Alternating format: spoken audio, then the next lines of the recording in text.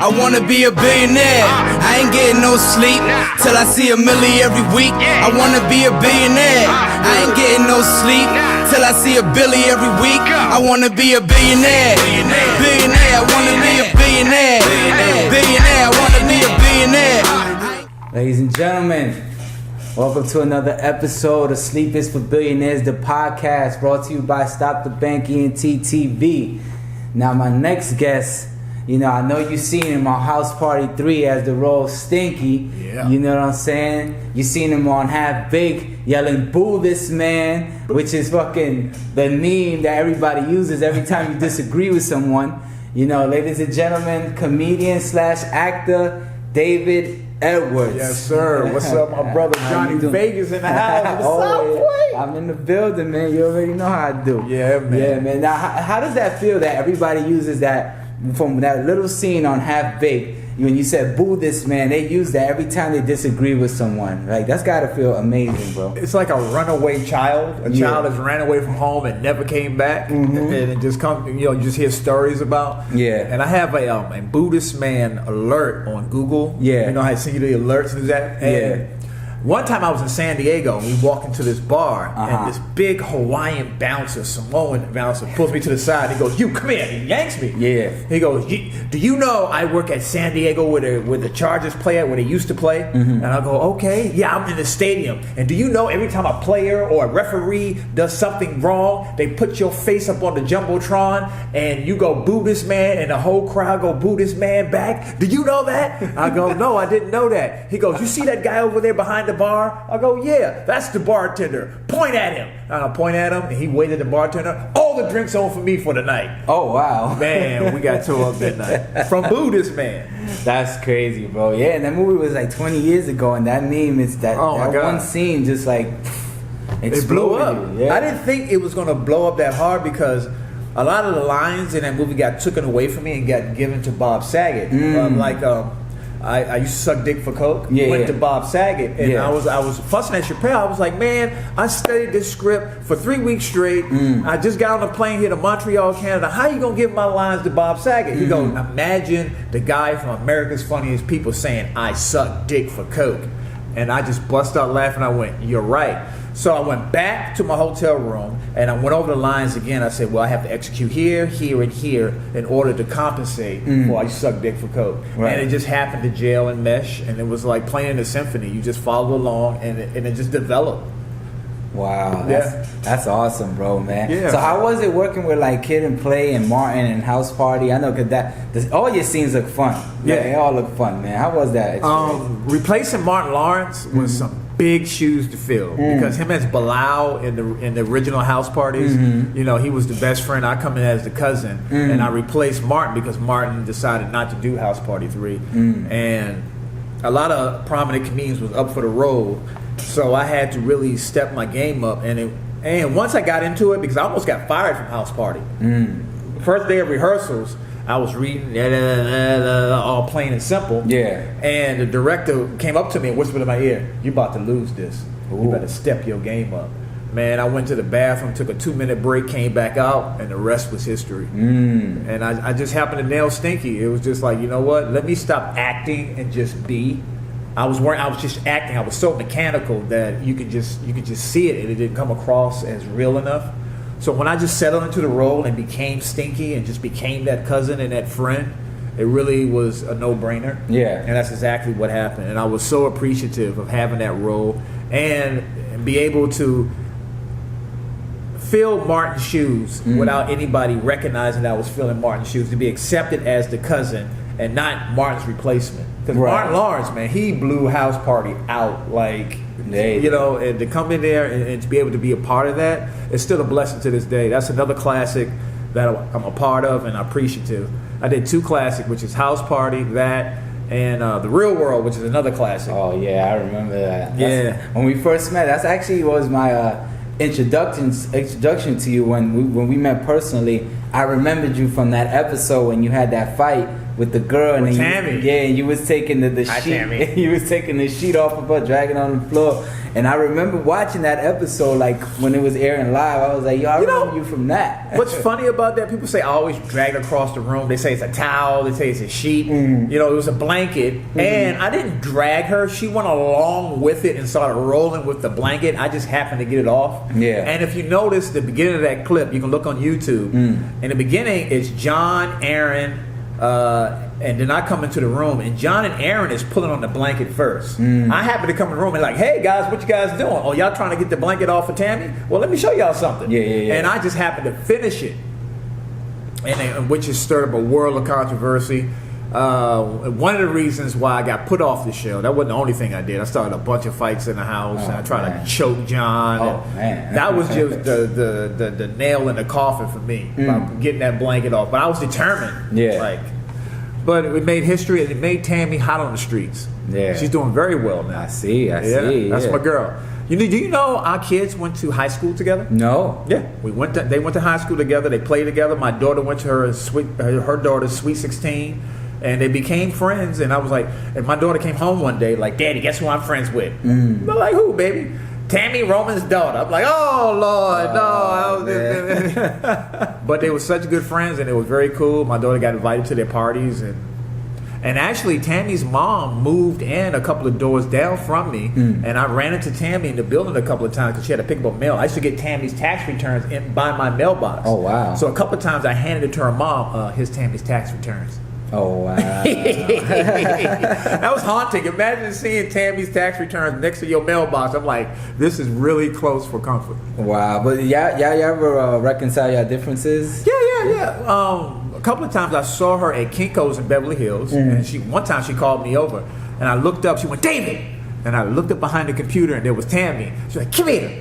I need to take some pictures with you for Twitter to calm my Twitter down because they think I did something to you and I ruined your career. I want to let them know you in Beverly Hills doing great. Yeah. So I did, and she gave me a big hug and a kiss. Yeah, she's about to get married to a Haitian dude now. Yeah, so she's doing very well. Congrats, Tammy. That's dope. But I'm a happy camper, and I really have no quarrels or any complaints. Life throws its blows, and you got to learn how to deal with it.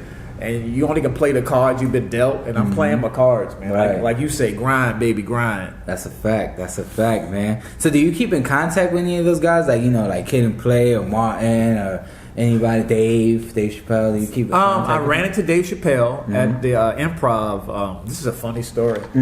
A couple of months ago, and he has a big mural next to Richard Pryor and all the greats, and it's right on the corner of the street.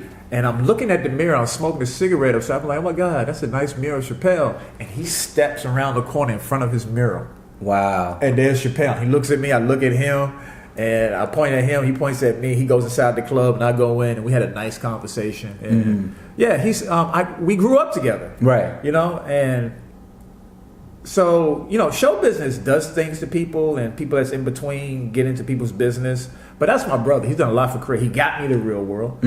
He basically put Half Baked in my lap and said, I want you to do this role. So with our friendship, to me, we're 500. Right. We're even. Right. And that's the way life goes, man. That's my brother, and I wish him nothing but the best. I am proud of you. Way to go. I loved all your specials. And man, I'm proud of you. Please keep on getting it, brother, because it motivates me to just step my game up. And yeah, man. Speaking of being proud of him and stepping your game up, and from what you see he's doing and his success in his career, are you interested in doing similar things? Like, for example, getting your own stand-up special on Netflix. I hear that's a trend for comedians. They're getting big money for this. Huge. For doing this thing. So do you think that's something that you have in the works? I am waiting to be blessed. I'm waiting for the opportunity to come across. I have to put my hat back into the ring. I have to start showing up again on time and all the things, and looking good and everything it takes, going through the politics of getting to the stage and making people laugh. Yeah. And I would love that opportunity. I'm wishing for it, and I'm ready for it. And when it comes across, I'm not going to turn it down. Yeah. And I'm not going to.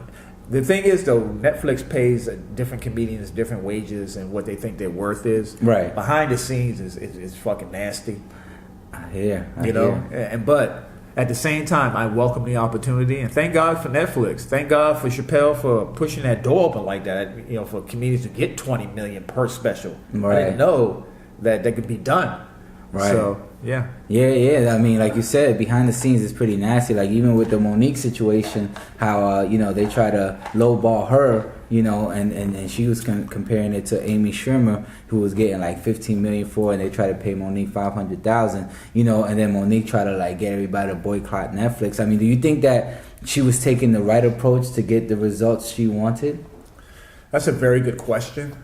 And you never know what's going on in somebody's mind and how they're feeling and what their emotional state is behind that. All I know is behind closed doors in the negotiating room, it gets very nasty and very dirty. And it sounds like she was representing herself, because she is representing herself when it comes to that. But I know what hurts me is when I see all the other comedians diss her because she stood up for herself. I think that hurts. I've seen a lot of prominent comedians lowball her, talk bad about her, and make fun of her in front of the camera because she stood up for herself. And I find that disgusting, deplorable, and I think they should have backed her up to knock another door down. Because Monique, she's Academy Award winning actress. Facts. She deserves at least what Amy Schumer gets. Right. Amy Schumer doesn't have Academy Award. And that's Monique. Monique's from Baltimore. I'm from Washington, D.C. I'm going to side with Monique. Maybe she should use more tact the way she did it. I don't know. That's not my calling. But Monique, I love you. I am proud of you. And I'm glad the way you represented and stood up for yourself. And you got my backing. Even if it costs me Netflix. That's funny as hell, man. Yeah, man. So tell me, what got you started in comedy professionally? Like, what was your start? My start was pain. Okay. I grew up broke, poor, like a lot of comedians did, like a lot of us did. We were, hungry, and I was looking for a way out. And I was I'm a regular smart ass. Anyway, I'm a smart aleck. One day, my foster father brought home Eddie Murphy's Delirious, and I looked at that, and Eddie Murphy came off as such a rock star.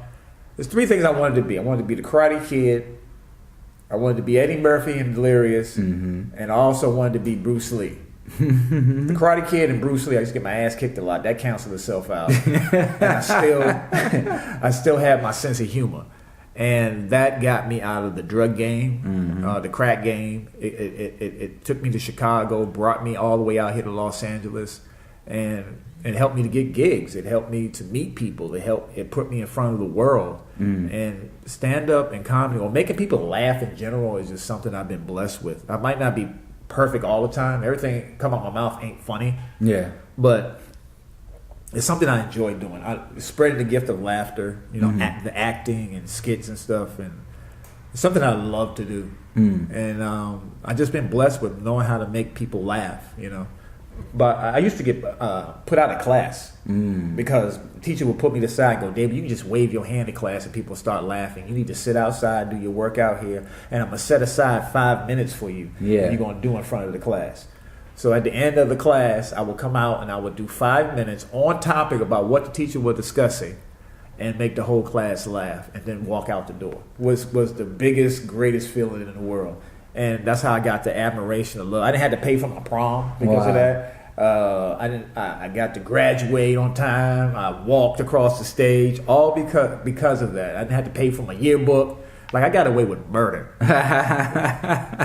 It sounds like you were molded for what you're trying to do, man, what you've been doing. So that's great, man. Tell me about your grind as a comedian in Hollywood. Like, what do you do to keep relevant and, just the grind in general, from before you book a show and then after you book a show? Tell me all of that. The grind in general, that's a very good question. Especially to stay relevant and stay in people's faces and just being there and showing up is half the battle. Being prepared, and just being where you're supposed to be. Because what's that saying? Opportunity meets preparation equals success. Correct. And that's the formula that I try to follow. And a lot of times I get lazy. Like, I don't want to leave the house, you know. There's occasions where I suffer from depression. There's times where I don't want to even get out of bed. Right. You know, I don't want to deal with people. There's times where I don't want to hear about show business, period. I get like a burn overload. But there's times where I snap myself out of it. Like, come on, you're getting full of yourself. Right. You need to face what you got to face and deal with what you got to deal with. And fortunately, you got to surround yourself with people who will help you pull you out of that rut when you get depressed. You don't feel like dealing with people. You don't feel like telling a joke because right now you do not feel funny. Right. And that's one of the hardest things is when you don't feel funny, to pull yourself out of that rut and to become funny. And just get out, and just basically you just got to stay in people's faces and let them know you're not going anywhere. You know, you're here to do the damn thing. You're on a mission. Right. You know, and that's what I tried to do, and that's what's been keeping me going. And my daughter, you know, because she's always asking me show business advice and do I have any information on this and information on that. And I feel bad when I cannot return a text right back with what she wants to hear or needs to hear. So I really try to stay in the game as much as I can as possible without drying myself out. Right. You know, how can I say this? To be out there too much where I get tired of me. You ever get tired of hearing yourself talk? Yeah, sometimes with my music, like I don't even play myself in the car usually. You know what I'm saying? I'll be like, let's skip that track. I don't want to hear that. You know, because I just get tired of hearing it. You know what I'm saying? But I get it. Your music is dope though. You got bangers. Thank you, man. I'm like, play your music, man. Play your music. Let's go. You got bangers, Johnny. Thank you, man. I appreciate it. I wish I was musically inclined, man. If I was musically inclined, oh my God, that would be half the battle. Yeah, for real. But I'm enjoying the ride so far, and I'm glad to be here back in Los Angeles. I just left Flint, Michigan. I helped out with the water crisis out there. Really? Oh, that's dope, man. Yeah, man. People in Flint, Michigan, their water's still bad. Fuck the mayor. He's not delivering water services anymore. Their water's still coming out rusty. And the people in Flint, Michigan, I love you, and you guys are really hanging in there. And y'all keep on pushing out there. Yeah, man. It makes you really appreciate Los Angeles, California. You know, I drink tap water out here. I mean, I've been drinking tap water every day of my life. You know, put some ice in it, and you know how you filter when you just pour it from the side, right? And let it trickle in. That's how you filter tap water. Oh man, that's hilarious. Now you mentioned your daughter. You give her advice in entertainment business. Do you encourage her to be in show business, or is that what she wanted to do? I really wanted her to be a dentist, a lawyer. What do you call it? The people who take care of dogs, a veterinarian. But it's in her blood. She wants to be in show business. But I'm scared because she's a woman. She's a female. And we heard the horror stories in the past in Hollywood, what they do to females, the casting couches, all these nightmares, all these demons do come into play for me. And when I hear her ask me advice, I really try to give her the sound advice or the best information possible that I have at my fingertips available. And when you have a little girl, your daughter, who wants to be in show business, it's some scary shit. It's like feeding red meat to the lions. Yeah. It's like, okay, baby, you know what? I'll represent you. And it makes me want to show up with the 2 auditions. Like, I wish you would invite my daughter to the casting couch. Right. I'll bust your whole shit. Because LA is a very, very dangerous game. I could imagine, bro. Especially now. I mean, you got the whole MeToo movement. They're kind of protesting sexual misconduct and sexual harassment. What's your take on that? Because I feel 2 ways about it. I feel like one way, it's sad that women are being victimized, by men of power to kind of manipulate them to do certain things and use their dreams against them for their selfish purpose. But then I feel like with some situations that women are just coming out the woodwork 20 years later, like he did this, he did that, trying to get a check. So it's like I support the women that really going through the BS behind it, but the women who are just trying to get a check, I'm like, get the fuck out of here. Like, you're just doing nothing but putting more dirt on this man's name who probably didn't even do anything to you. It's a hard ticket to call. Because when time goes by, and they let it go by for so long, who knows what happened, who, what, when, where, how, and why, and situations could get misconstrued. I know I've been on dates where I thought the girl had a good time, And I get a voicemail. That was the most horrible date I ever had in my life. You did X, Y, and Z, this, that, and the other. Hey, I kept my penis in my pants. I did that no time, put my tongue down your throat. Shit, you didn't even come back to my place. So what are you talking about? Well, you didn't hold my hand, you didn't open the car door, and you let me pay for my tickets. Oh. So you never know how your date's gonna come off, or your relationship with a woman, or what did you do to piss this person off so bad that they're coming after you now. Right. So it's really a huge gray area, and my heart goes out to Bill Cosby. I mean, it's still dragging this man through the mud. Yeah, man. Even to right now, he's going to court right now in Philadelphia for some stuff they say he did 20 years ago. That's crazy, man. It really is crazy. But at the same time, where there's smoke, there is fire for a lot of people.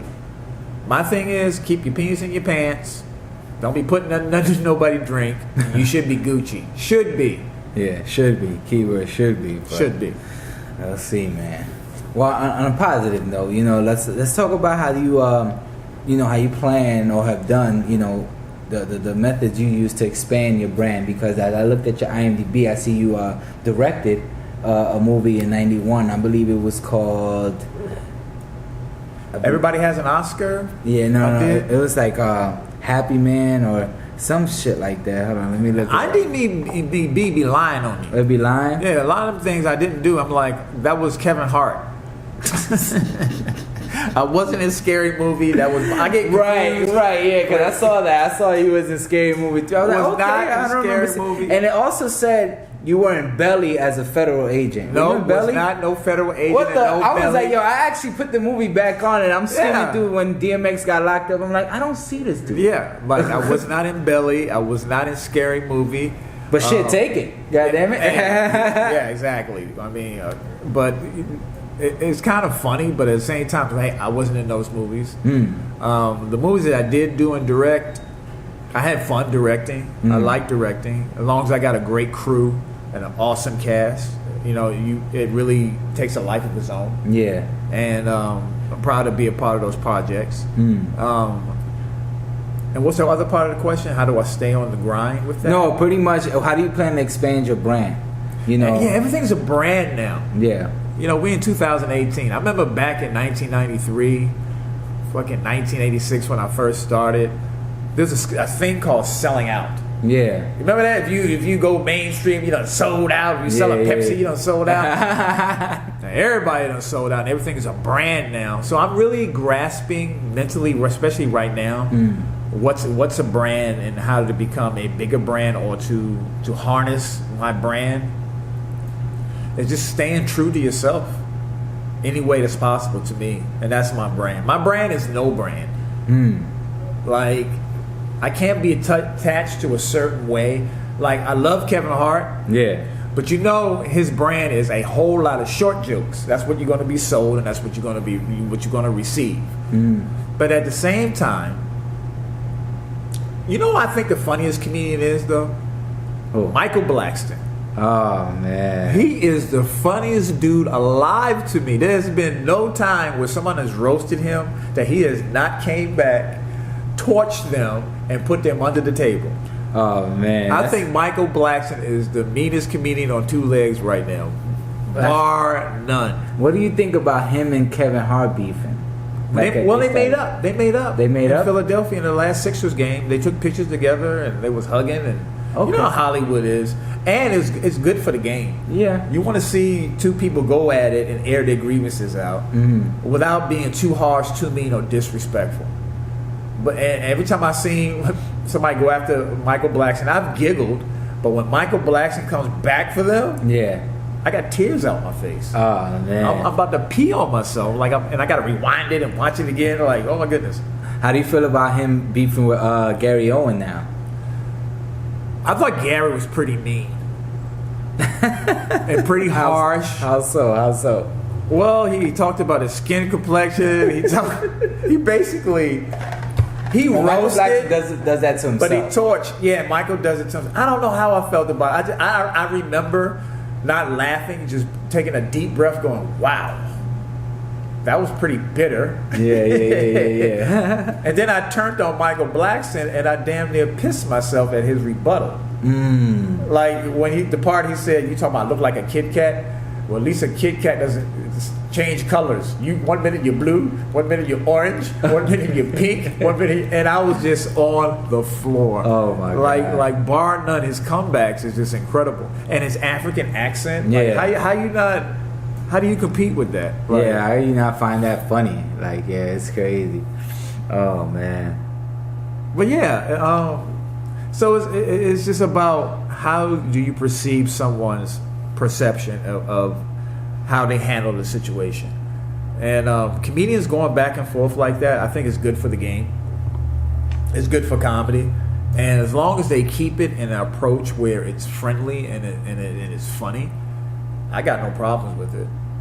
To me, I've always been bad at roasting. I can roast privately, but like coming back at somebody like that and really saying what's in your feelings and where your heart, I think no one does it better than Michael Blackson. Like, and I'm not just, what you say, dick riding. Yeah. It really is true. You watch all of Michael Blackson's rebuttals, and I don't care who challenges him or who's in his face. He handles it like, whoa, it leaves you, and you have to watch it 2 or 3 times. That's how you know something is good. Right. When you got to rewind it and watch it again. Like, what did he say? Oh, crap. Yeah, it got that replay value. Definitely. So tell me, who are some of the comedians that you look up to? You know, some that inspired you and made you want to be like, yo, I want to do that. Wow. Michael Blackson.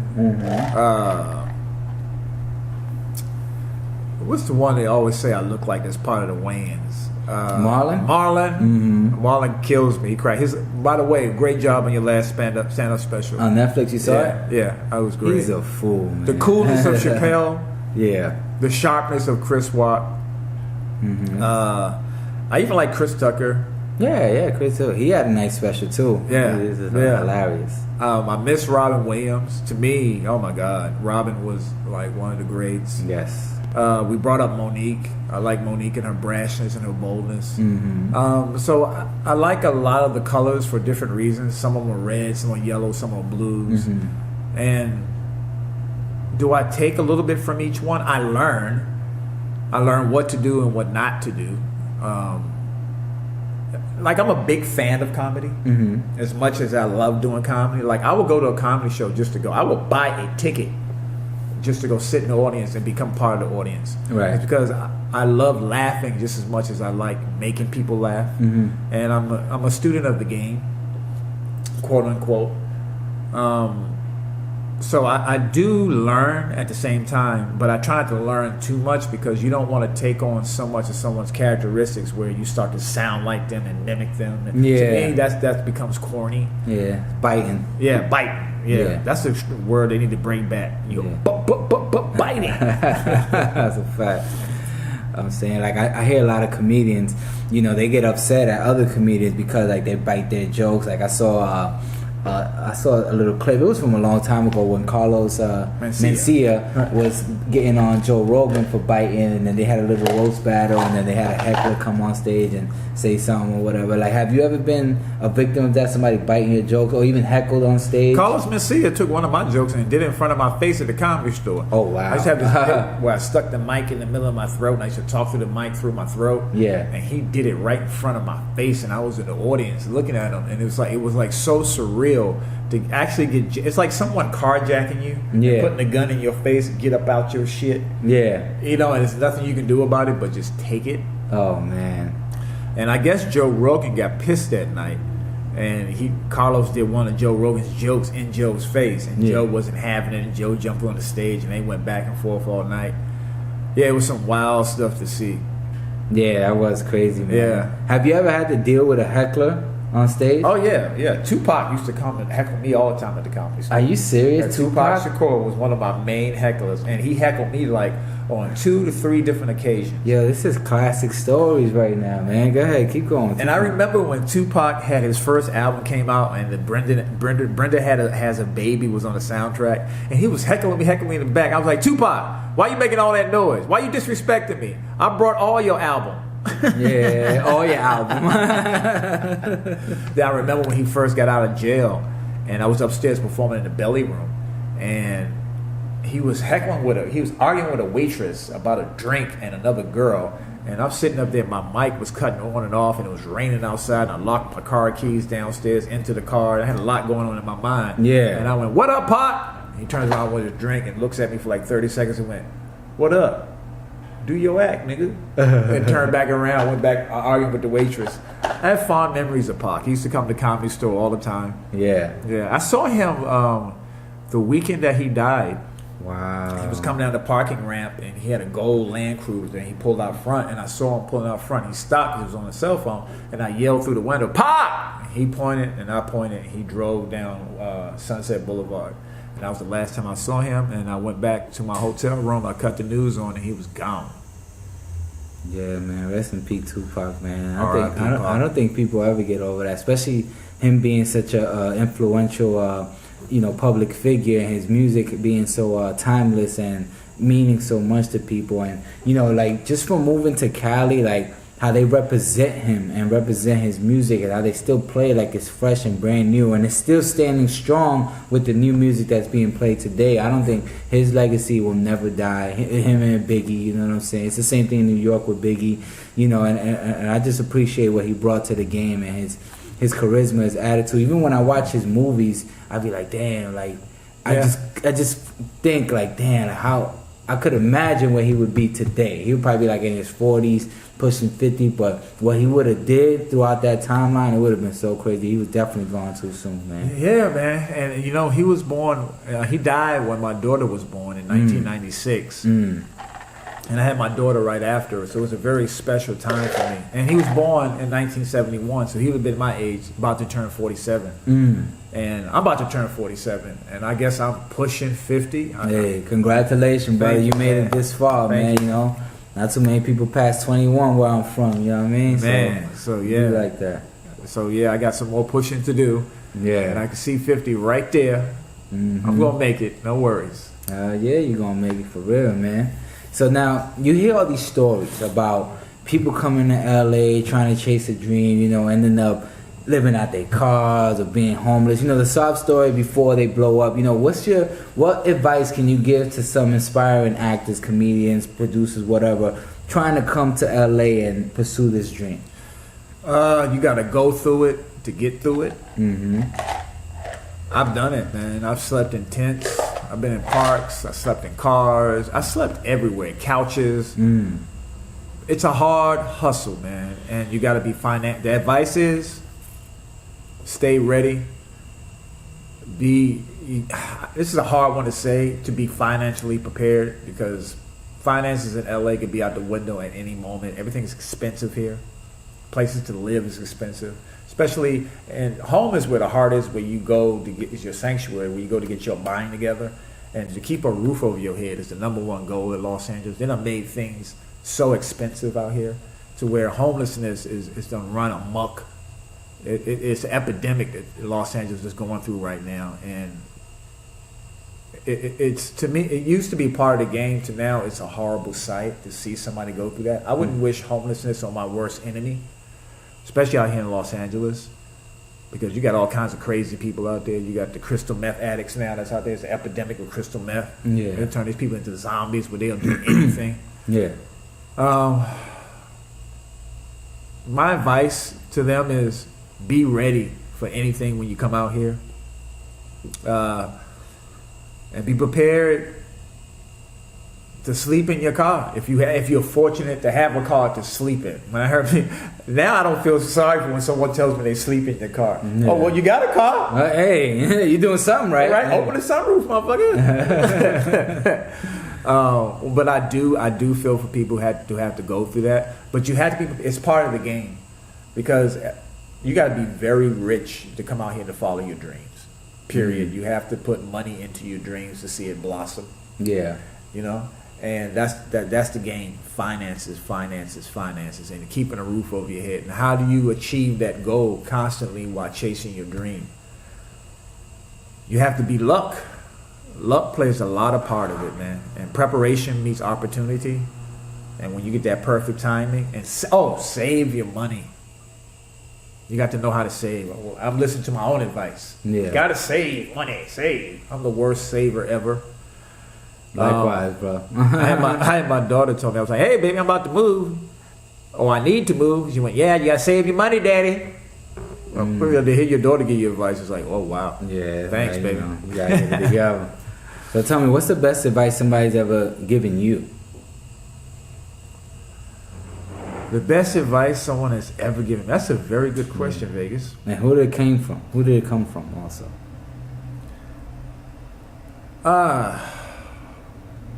Chappelle, you got to play by the rules, baby. My mother, you got to get along to get along. And just keep your faith strong and keep your heart in God, and don't look down when you walk in the tightrope, because you're going to fall. Yeah. And just because you're going through it don't mean look like you're going through it. That's advice I give myself. That's cool, man. Yeah, I just basically, I give my advice, a lot of quotes, a lot of family members. Like my mother always told me, you know what I'm saying, like always have faith, always pray, you know what I'm saying, trust people 99%, you know what I'm saying, leave that 1% out in case they mess you over, then, you cut them off, you know what I'm saying, that one of my favorite quotes is, death is not the end for someone who has faith, you know what I'm saying, so, and also, what else, there was another quote that I really follow a lot. I'm trying to remember what it was. I read The Secret a lot. I try to read that book over and over because it's basically all about applying the laws of attraction to your life and keeping the glass half full at all times. You know what I'm saying? Like, trying to make the best out of every negative situation, any possible negative situation to, look past and be stuck in the negative mind frame that it may, set you in. Yeah, exactly. You know what I'm saying? So I try to use that formula in my everyday life. You know what I'm saying? Do you have any favorite quotes? Yeah, that negative mind frame set I'm constantly always battling to snap myself out of it, because it's so easy to, it's like this table, it'll collect lint and you just let it stick on you, but to brush it off and become new again, is something spectacular that you have to constantly do to yourself. You have to constantly brush yourself off. And keep the lint off you. Right. And to keep that mindset of positivity. Hey, we're going to make it out of this. And always check yourself that your surroundings. That, okay, you're paying attention to this stuff. Like, you're not burying yourself too much into yourself where you don't notice what's going on around you. And you're being real about the situation. Like, yo, okay, this is rock bottom. Hello, I don't know if you noticed, but this is rock bottom. We need to start going this way. You're going too far that way. And that's the constant battle within myself. And I've always been that way.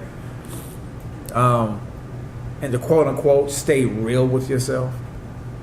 Knowing what to do, what not to do. Like we had a discussion earlier, like I had to stop going out, stop buying girl drinks, stop, wasting my time and money on distractions, because there's a lot of distractions will take your eyes off the prize and you're not even knowing it. You might be thinking you're looking at the prize, but that ain't the prize. The prize is over here. Your head's supposed to be turned that way so you can see what's coming this way, but you focus over there and what's keeping your eye over there, and that's not the prize. So what do you do to stay focused and avoid distractions? Stay to myself, listen to myself, and be hard on myself. Really starting to become tough on myself, because sometimes you can get in your own way. Yeah. That's the hardest part, when you got to curse yourself out. Yeah. And sit yourself down. Like, what the fuck are you doing? What was that about? And what do you call that? Like in golf, forced errors upon yourself, self-forced errors. Yeah. Is what I'm trying to avoid. Half the time it's me. Half the time it's me causing self-errors. And I want to look at it when time goes by where it's too late for me to make the corrections. Yeah, you're living in your own head rent-free. Rent-free. And you can't let nobody live in your head rent-free, or yourself. Right, exactly. You definitely don't want to do that, man. You know what I'm saying? So with that being said, what's your plan to, get over the hump and keep yourself relevant again in the industry and just become the star that I know you can be? I don't know. That's a very good question. I don't know how the fuck I'm going to do this. I know I'm going to do this. I do have a route and a plan, which is to stay true to myself, stay grounded, stay centered, and quote unquote to stay focused on the prize. To not let the ball get too far ahead of me where I can't see it anymore. As long as it's in my visual and I can see it, then I can achieve it. And that's just been my number one plan. And to stay out of my own way, and to stay humble, at the same time proud and strong enough to know at any time I can pick that ball up, take a look at it, and set it anywhere I want. But now it's time to put it in my shirt pocket where my heart beats so it doesn't go anywhere. Right. That's my plan. And to leave something for my daughter other than fame that she can propel herself out of for her my future grandchildren, her grandchildren, and to leave something behind other than fame. I need more Jewish people on my team. Don't we all? Yeah, I need more Jews. About to take a trip to Jerusalem. Man, all you need is Jesus on your team, brother. Hey, big Jew. Big Jew. Big J. Big Jew. What up, Jesus? So tell me, where can the people follow you, man? Keep up on everything you're doing, man. Because I know you got some skits coming out, you know what I'm saying? The Moochie, Adventures of Moochie. Adventures of Moochie tell people about that, man. Because I was in that with you, man. Yeah, I actually man. helped produce that. So my name is Moochie Virgo, and I'm a fitness biatch. Moochie is a moocher. He's a world-class, high-class, manipulating moocher who only shows up when the weed comes out. Okay. And he never has any weed unless he wants to have weed. And he's just a mooching mother that everybody loves, but he always gets them. Always gets their weed. And it's something that I've been pushing. And I love that little short. I love that skit. You know, because it's real. Everybody knows a moochie. Yeah. No, we all do. Yeah. We all do. So I've been pushing that, and I've been invited to make Moochie longer and other projects that I do have in the works. I don't want to jinx them, but I do have stuff coming out, and you guys stay tuned. If you want to contact me, you can contact me on Facebook, comedian David Edwards, on Instagram, The Real David Edwards, which is the_real_David_Edwards. And yeah, through social media and through Twitter, comedian David Edwards. Yeah, and I try to stay up. This social media has changed the game. Yeah, exactly. It really has. And I'm kind of jealous that Kevin Hart and what's that other white comedian? Oh, Dane Cook, who originally mastered it. The art of mastering social media has been very puzzling because you have to have finances, I understand, to master social media. I mean, yeah, if you want to pay for promotion and you have to. You got to pay for it. And there's something that I'm learning and I'm catching up to. I'm a little late, a little behind the ball, but I can still see it. So that's what I'm trying to master now. Trying. Yeah. And but that's where you guys will reach me on social media. And hopefully you guys will see me doing gigs throughout the country. Or walking butt naked down the street backwards. Digging up my nose, plucking boogers. Well, speaking of social media, tell me, how do you plan to use social media to your advantage, being that it's a great platform to kind of showcase your talent and expand your brand to the world? My brand. I don't have a brand. You do. Your face is your brand. Your name is your brand. Your brand. history and everything you put on TV is now. You know what? You your ain't brand. lying. It's out there, and there's nothing I can do about it. I remember when my daughter first saw The Real World. Oh man! And she saw me pulling that blanket off of Tammy, and Tammy rolling down that hallway. Yeah. And she goes, "Daddy, what happened? What made you want to pull that blanket off of her?" And I paused. And it's like, if I had my daughter back then, there'd been no way that I would have touched that blanket. Yeah. You know what I mean? Because I got a little girl, this, that, and the other. Right. And and it gave me a chance to put myself in the other shoes. Like, if I was Tammy's daddy and I saw that, I don't think I'd be sitting here right now. There be no right. way. I'll be trying to kick my ass. Yeah, that's a fact. That's a fact. So, how I look at life before my daughter and after my daughter is two different things. Mm-hmm. Back then, you're looking at a 21-year-old comedian versus a about to be 47-year-old comedian. And it's two totally different people. So, again, my brand is no brand because you already know what you're getting. But at the same time, I'm growing to reinvent myself. But the direction that I want to reinvent myself in is still out to question because at this point, I don't know. All I know is to go with what's been working and the process of trial and error is all I know.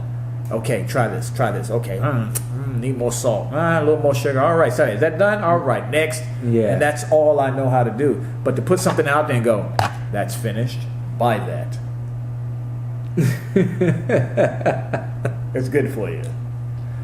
Is what I'm trying to learn how to do. To sell something that's already sold is what I'm trying to learn how to do, and that's the name of brand. Yeah. So it's this new thing of brand. Everything's a brand. Everything's a brand is what I'm trying to get used to. So I'm a little behind on the 8 ball in that term of what my brand is. That's a very good question. I'm glad you asked that. Well, basically, you know, because the reason they call it a brand is because the economics behind it, and like as far as you know, using marketing strategies to get the brand out there. And basically, you want people to buy what you're selling, and what you're selling is comedy. So the comedy is the brand. So you got to put a marketing strategy behind it. You got to promote it right. You got to put marketing dollars behind it. You got to pick a target demographic that you're pitching to. So you know all that falls under the category of a brand and how you plan to sell it. That's fair, and I agree. It's just that what's funny about a brand is a brand can get derailed. You know, you might put something out there and you might sell it as so, and then you go out there and make an error, and all of a sudden your brand has tilted or turned. There's been a lot of comedians who have done something personally that put their brand upside down. And they go in jeopardy, and they have to make corrections and go, oh my God, the crowd goes, that's not who I thought he was. You know what I mean? So the reason why I say my brand is no brand, because I'm still that person outside the brand. What you see is what you get. I'm that type of person. I'm not this sold and this is what it is, stamped and approved. I've never been approved. I am a hard-headed slave. I am a field Negro who does not know his place. Oh my God. And I'm struggling with this, but I'm coming to terms with it, and that's the brand. A nigger that doesn't know his place. Hey, They can't be bought or sold. hey, whatever works, man. Well, like I said, man, you know, I definitely feel you have a brand. I definitely feel you're a legend in this game, and the fact that you're still doing the damn thing, you know what I'm saying? Like I said, I watched you, Kid and Play when that came out. I was like 96. You know, I was maybe like 12, 11 at that time, and you know, to be in LA and just to meet you and like I said, have you on my show, it's an honor, man. And It's an honor to be here, man. This place is nice. Thank you, man. Look at this place, man. You know Johnny what I'm saying? Vegas, man. Hey, I'm trying, man. The 90s was a beautiful time. Yeah, definitely was, Oh, my man. God. It was the golden era, man. Rent was $650. Music was at its hip-hop music was the best it can be. Like at his Pac was around, Biggie was around, Robin Williams was around. Everybody was around in the 90s. Yeah, I had a ball. That was my era, the 90s. That was my era in the early 2000s. Yeah, but everybody has their time, and like I said, you still got your time, man. You still alive, you still living, you know, so you still got time to do great things, and I'm sure you will, man. Like I said, it was an honor to have you on the show, man. Johnny Vegas. You know what I'm saying? This jacket is nice. What is that, velvet? I mean, I don't know. This is velvet? I don't know, man. I just like to wear stuff that look good on me. You know what I'm saying? That's bad boy right here. Like I said, man. Stop the Bank ENT TV. Sleep is for Billionaires, the podcast. David Edwards, Johnny Vegas. Thank you for tuning in. Make sure you tune in to further episodes. You know what I'm saying? You got anything else you want to leave them with before we get out of here, man? Sleep is for billionaires. You can sleep when you're dead. You're not old until you're cold. That's a fact. That's a fact. I like that. You're not old till you cold. Till you cold. That came from my grandma. Hell yeah, that's a fact, man. Because when you die, your body turn cold, man. Love you, Katrina Kamenevich. Rest in heaven. Likewise, man. Rest in peace, Abuela, man. I pray to you every day. Watch over me, yo. Right. Love you. We out here.